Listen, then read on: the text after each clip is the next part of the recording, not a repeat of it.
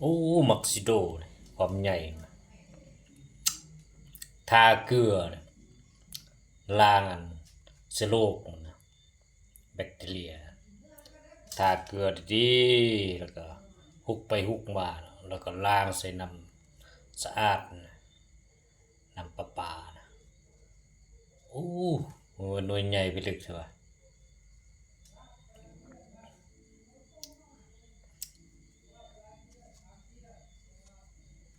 มักซิโด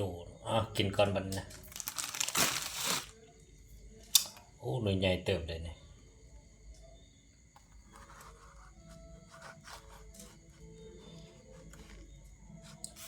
โอ้ใส่เขียงดีว่าเนาะ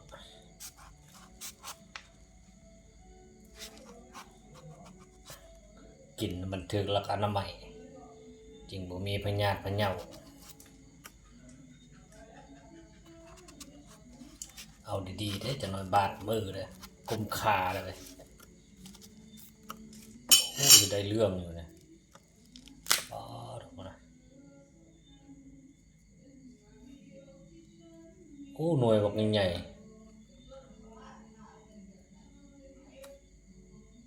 มักซิโดตัวนี่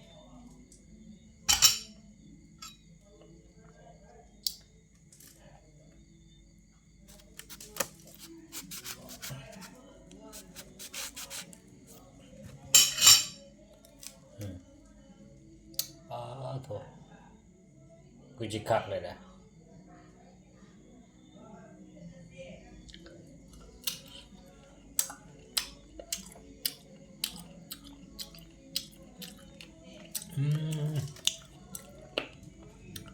สุดยอดของสุดยอดนะ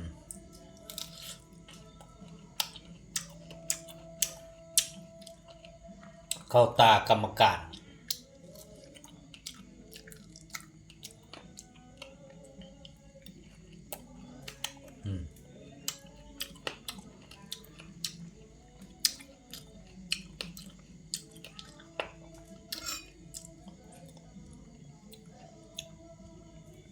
ซื้อมาแต่ไทยเนาะใหญ่ไปลึกตัว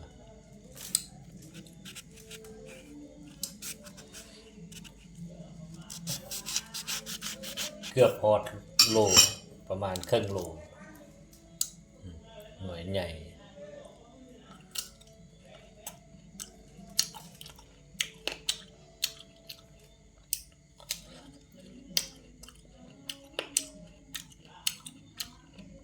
กินบ่หมด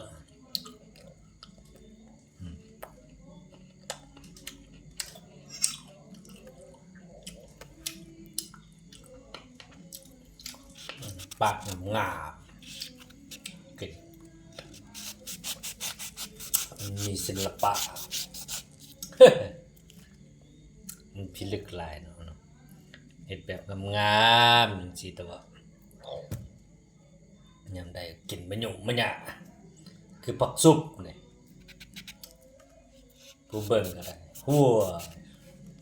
หัวจนดังเบอร์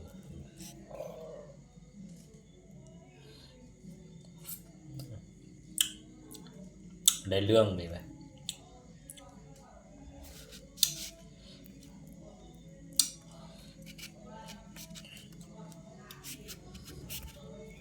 ได้ปาดมือเลยระมัดระวังโอ้บังงามมัน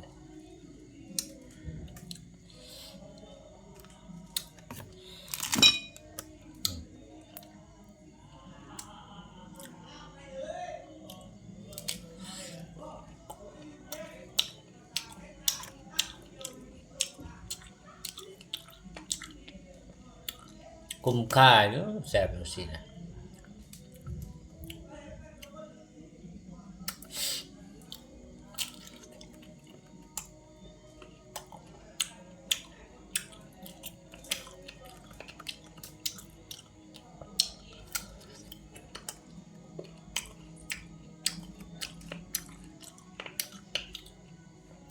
หน้าจอเนี่ยก็ถ่ายแรกก็บ่เห็น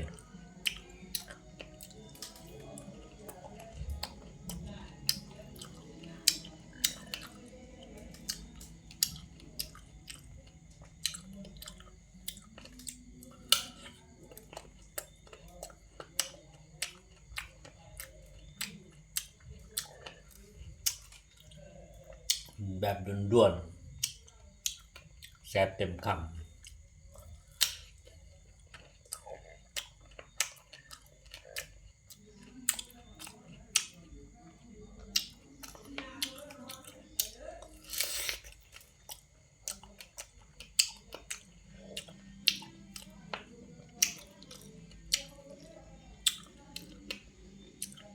พันใหญ่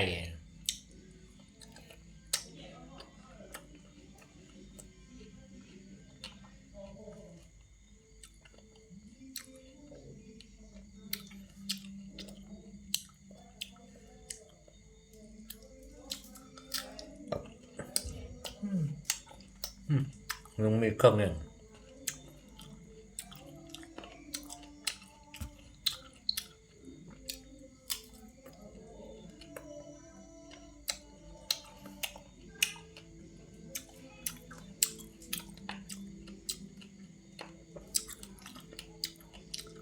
โอเคละขอให้โชคดีทุกท่าน